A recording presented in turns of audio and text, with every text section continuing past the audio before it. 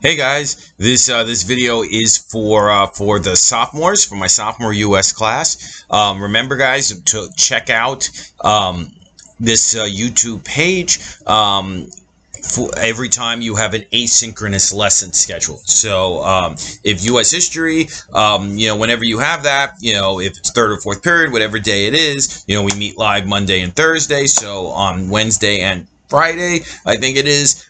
Make sure you check out this YouTube page for our video lessons. Now, please watch these lessons from start to finish.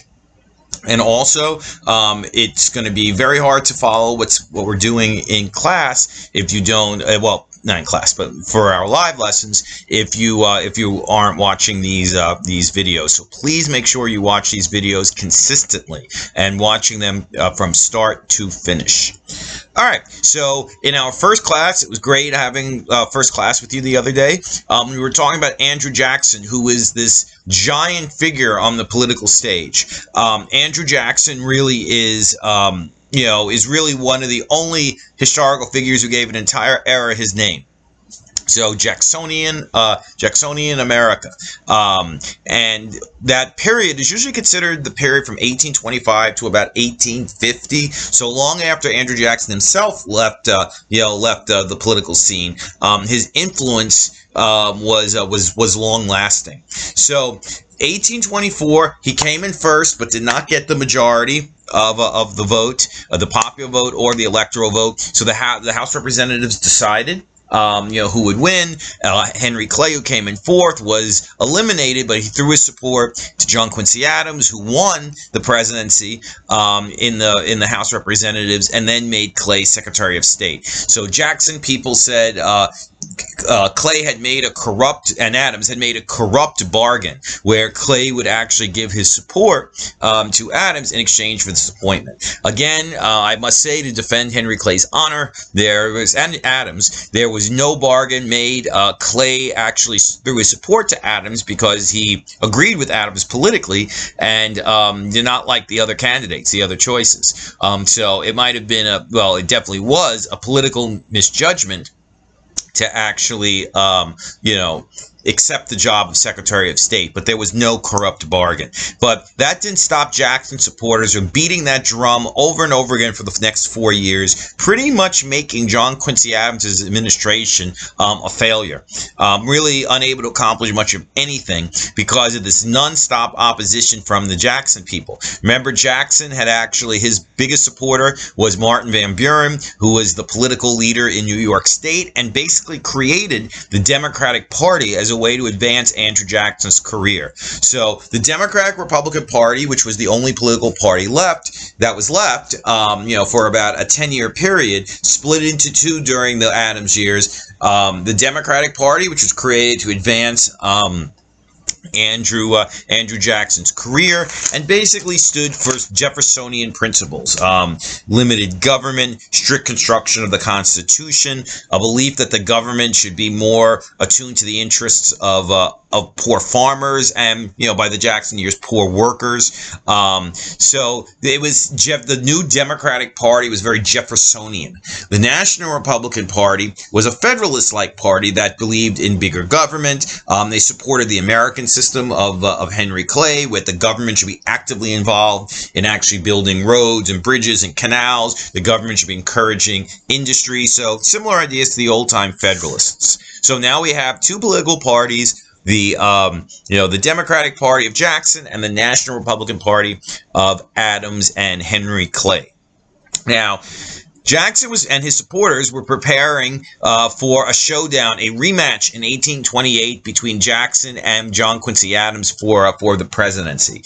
Now, the 1828 election was without a doubt one of the most vicious and personal presidential elections in American history, and that includes some of our more recent elections, which have also been quite brutal. But 1828 was really a rough campaign with just really biting personal attacks waged by each side against the other.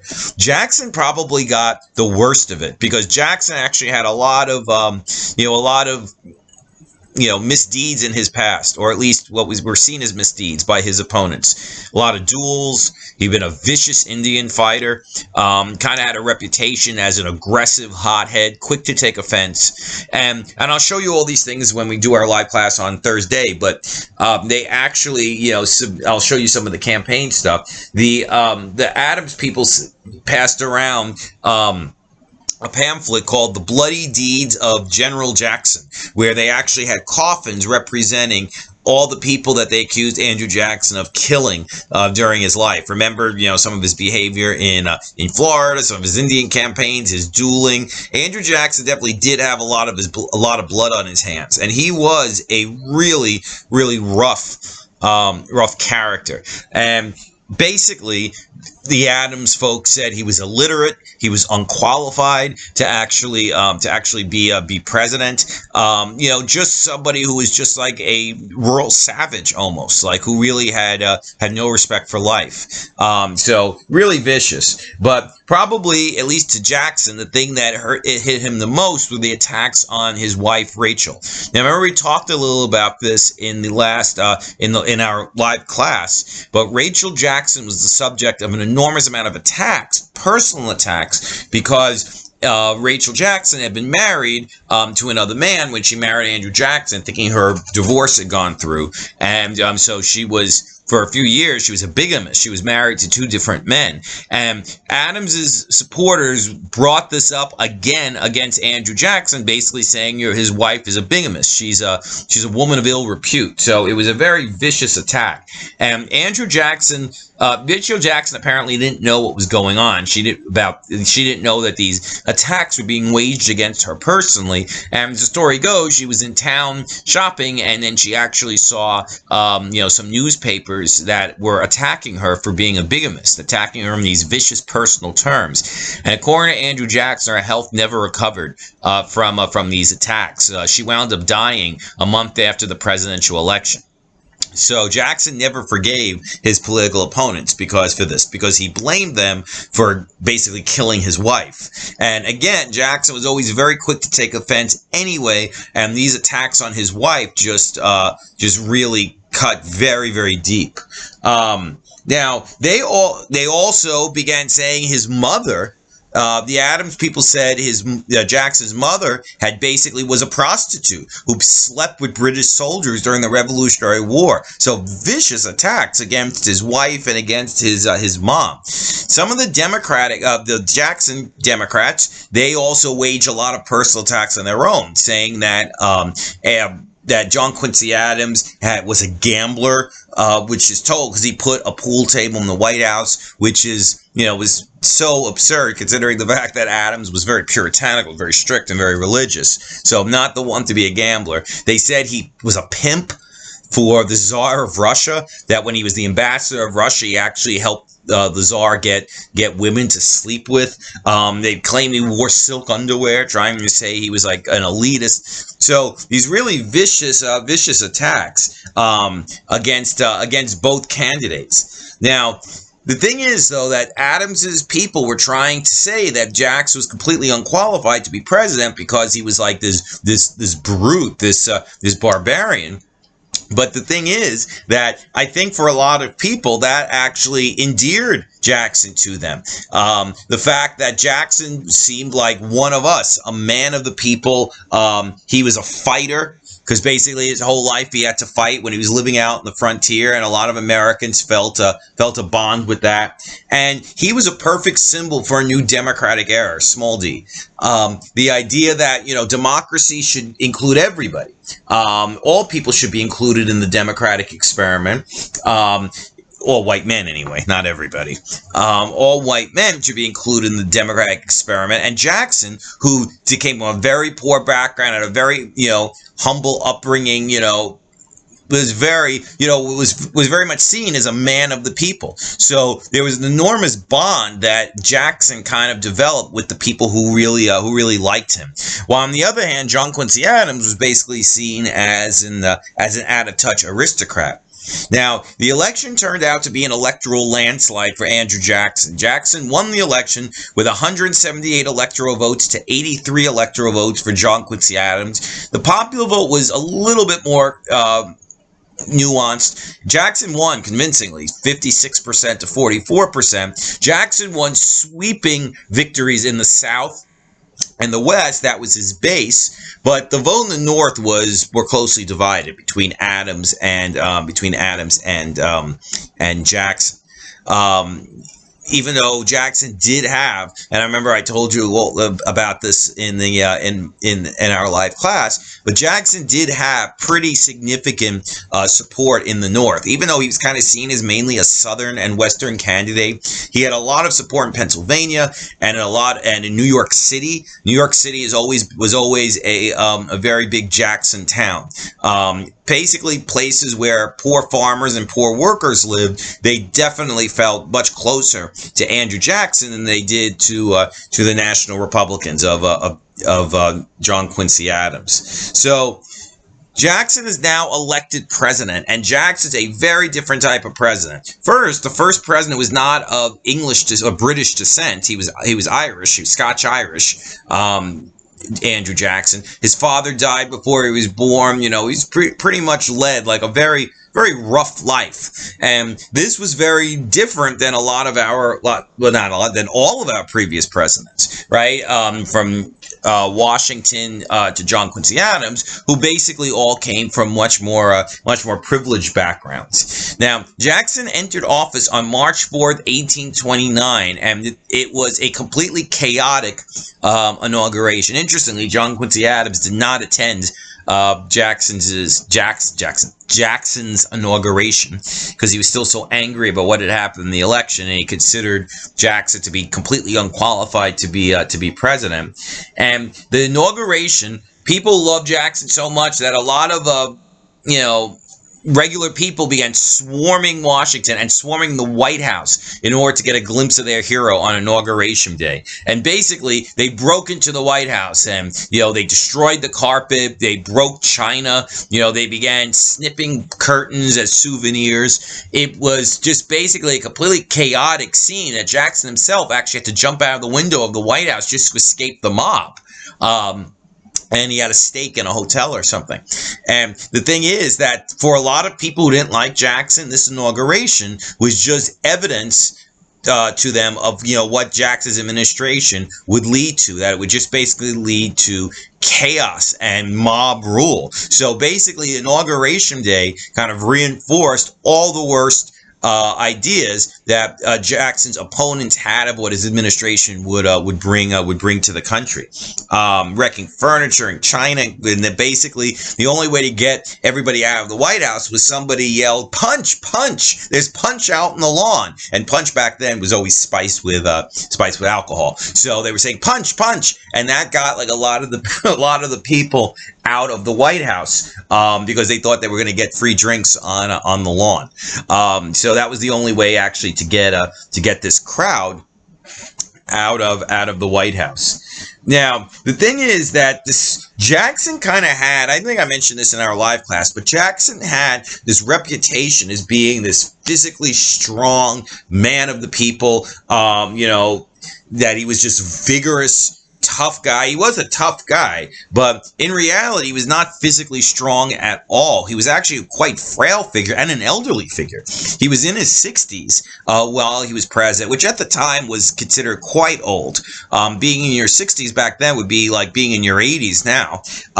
He was very frail. He suffered from a variety of diseases, constant pain from the bullets, from his duels. He was 6'1", but only weighed 135 pounds. He always walked with a cane because he was so weak. So he was actually this frail figure, even though he used to pad his suits so he would actually look bigger. So he seemed like, the reputation was as a strong, tough man of the frontier, but in reality, he was this very frail old man while he was president. In many ways, up here, he was as strong as ever, and always willing to fight, but physically, he was frail. Also, this image that he had as being this man of the people coming from this humble background, he came from a very humble background, yes, but by the time he became president, he was extremely wealthy. He owned a huge plantation in Tennessee, over 140 slaves, excuse me. Excuse me, very, very wealthy. In fact, when they did a ranking of the presidents, of who the wealthiest presidents were, Donald Trump, of course, is the wealthiest president we've ever had. George Washington, that's another surprise, was the second wealthiest. Kennedy was the third wealthiest. We know those guys were rich, but the fourth richest president we've ever had, when adjusted for today's money, actually was Andrew Jackson, which again strikes a lot of people as odd, considering that his reputation was kind of being this humble man of the people. So a lot of things with Jackson, like the image, often contrasted with the reality of Jackson. He constantly coughed, because he was suffering from early stage tuberculosis, which ultimately took his life many years later. Now, Jackson was willing to play hardball politics, tough politics, in the name of greater democracy. He says this government belongs to the people, and the only way to actually bring it closer to the people is actually taking on a lot of vested interests in Washington. Now, he removed officials from the Adams administration, replaced them with his own supporters. Now, I don't just mean the cabinet. The presidential cabinet is always replaced when a new president comes in, particularly a president of a new party. But Jackson began removing just like regular government workers and replacing them with his own supporters. Now, he believed that since the people elected him president, the only fair thing is to have people in government who have similar views to him. But again, that includes the postmen, right? People who work in the post office or clerks in government offices. Is that really relevant what their political views are? The guy who delivers the mail. But Jackson said that people have to be of like mind to him if they want to work for the federal government, and he removed officials who Adams had put in power. This is called the spoils system. The spoils system is when you replace federal workers who were put in there by the previous administration and replace them with your own supporters. The spoils system, basically stacking government positions with your own people. Jackson also favored something called rotation in office. Rotation in office is the idea that even when you put your own people in, they should not serve for very long. That government offices or jobs should be rotated every 18 months, every 2 years, in order to kind of spread the jobs around to different people. He said that was more democratic to do that, as opposed to having someone in a job for years and years on end. So you give more people a chance to serve. So Jackson kind of pioneered this whole spoils system idea and the idea of rotation in office, even though Jackson, in his defense, Jackson only replaced about 10% of government workers and put his own supporters in. So there was this, feeling that he was kind of like just doing it, that he got rid of everybody who Adams had appointed, or previous presidents had appointed. But in reality, he only fired 10% of government workers to replace with his own supporters. Jackson's political views. Now, Jackson, the personality, because he had this larger-than-life personality, and he was always doing these bold, aggressive things. So sometimes the personality kind of overshadows our study of what Jackson's views were on political issues, or his political ideology, I mean. A lot of, at least what I've noticed, is not that much attention has been at least not enough attention has been paid to what his own ideology was. He had Jeffersonian views, very Jeffersonian. He believed in limited government, a limited federal government. He believed in states' rights. He believed in strict construction of the Constitution. He was very skeptical of the idea that the government should actually be paying for what they used to call during this time internal improvements. What we would now call internal improvements, we would call it infrastructure now. Roads, bridges, canals, that sort of thing. Jackson is very skeptical of the idea that the government should actually be be funding these kind of things. Probably the most famous instance of that skepticism was in 1830 when he vetoed the Maysville Road Bill. Now, the Maysville Road Bill was a road that was going to be a bill completely in Kentucky. That's the home state of his political enemy, Henry Clay. And he vetoed it because he said that, the federal government should not be paying for a road in one state. That was basically up to that state to pay for. But Jackson was also skeptical even of other roads, and other internal improvements actually that would go between states, because he was a traditional Jeffersonian. Remember, people like Alexander Hamilton, Federalist types, and then later on the National Republicans believed in the idea that the government should be actively, funding these infrastructure improvements. People like Jackson and Jefferson before him were more skeptical of that sort of thing.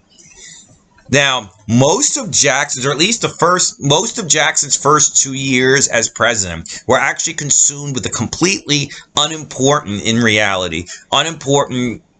situation. It was called the Peggy Eaton Affair, or sometimes it's called the Petticoat Affair. Now, let's talk a little bit about that. Now, Peggy Eaton was the wife of his Secretary of War, John Eaton, who was also a close friend of his. And when John Eaton became the Secretary of War, and Peggy Eaton is his wife, the other cabinet members refused to associate with Peggy Eaton because Peggy Eaton had a reputation as a loose woman. They said Peggy Eaton, her father ran a bar. And they said she worked in her father's bar, and then there were all sorts of rumors about what she might have done when she was working in her father's bar, with customers. Also, there was a incident where, well, not an incident, there was her first husband was in the Navy. He was off to sea, and apparently, the rumor had it that she was cheating on her husband with John Eaton. And then her husband apparently, found out about when he came back to America, he found out, what his wife had been up to, was so upset about it, and he committed suicide. And apparently, very, very quickly after he died, she married John Eaton. So for a lot of, particularly, snobby cabinet wives and a lot of Washington society who were very, very fancy, for a lot of them, they did not want anything to do with Peggy Eaton and somebody who they felt had very, very loose morals, like Peggy Eaton had. She actually described her own early years as frivolous and wayward. So I guess you can kind of, take from that what you will. Now, the Eatons were being snubbed by the cabinet wives. The ringleader of this campaign, basically, to socially isolate Mrs. Eaton, was a woman named Fluoride. Yeah, her name is Fluoride, like for your teeth. Even though I think she pronounced it Florida. Even though it's spelled fluoride. Fluoride Calhoun, she was the wife of Vice President Calhoun, a real Southern, belle, very, very snobby. And she kind of encouraged the other cabinet wives not to associate with Peggy Eaton. Now, Jackson took it upon himself to rise to Peggy Eaton's defense, and he demanded that she be treated respectfully. None of the cabinet members would do it because their wives refused to have anything to do with her. There was only one cabinet member who would be friendly to Mrs. Eaton, and that is Martin Van Buren. Remember, Martin Van Buren was the man who basically made Andrew Jackson, helped groom him to become president, and then Jackson made him Secretary of State when he became president. Martin Van Buren was a widower, so he had no wife who didn't want anything to do with Peggy Eaton, so he ostentatiously was nice to Peggy Eaton. He kind of fell all over himself to be nice to Peggy Eaton, which well, maybe he was a nice guy, but I think a lot of that was just to kind of ingratiate himself with Andrew Jackson. Now, the thing is that this incident dragged on for 2 years, with Jackson insisting that his cabinet members, and their wives treat Mrs. Eaton nicely, and them refusing. And government was basically paralyzed for 2 years over this incident. Ultimately, Jackson wound up firing his entire cabinet as a result of this. Including, interestingly, John Eaton himself resigned, which I never completely understand. But his entire cabinet resigned basically because of this incident. Now, this incident tells you so much of what you need to know about Andrew Jackson. Andrew Jackson took everything very, very personally. He saw a lot of parallels between Peggy Eaton and the way his wife had been treated, and that was fresh in his mind. So not maybe, but that was definitely a reason why he, sprung to her defense in the way that he did. And it just tells you how he's willing to kind of take personal affronts. He's willing to blow them way out of proportion and basically paralyze government as a result of them. So it definitely tells you a lot about Andrew Jackson taking a trivial matter and basically turning it into an incident that threatened the government. Interesting postscript. John and Peggy Eaton remained married for the rest of his life. He died, I think, in the 1850s, and which she was already in her 60s, and she took up with a 20-something Italian painter who she married, and then swindled her out of all of her money. So, that's a very sad postscript to the Peggy Eaton story. Even though a lot of the people who snubbed Peggy Eaton back in the day would have actually said about that, if they were still alive, they would have said about that, see, I told you so. All right, guys. So thank you for listening. Remember to watch these videos from start to finish on all the days when we have virtual. When we have asynchronous learning. So make sure you're watching this on Wednesdays and Fridays. And I will see all. So you'll be watching this on Wednesday. So I'll see you all on Thursday for our live class. All right, guys. See you Thursday.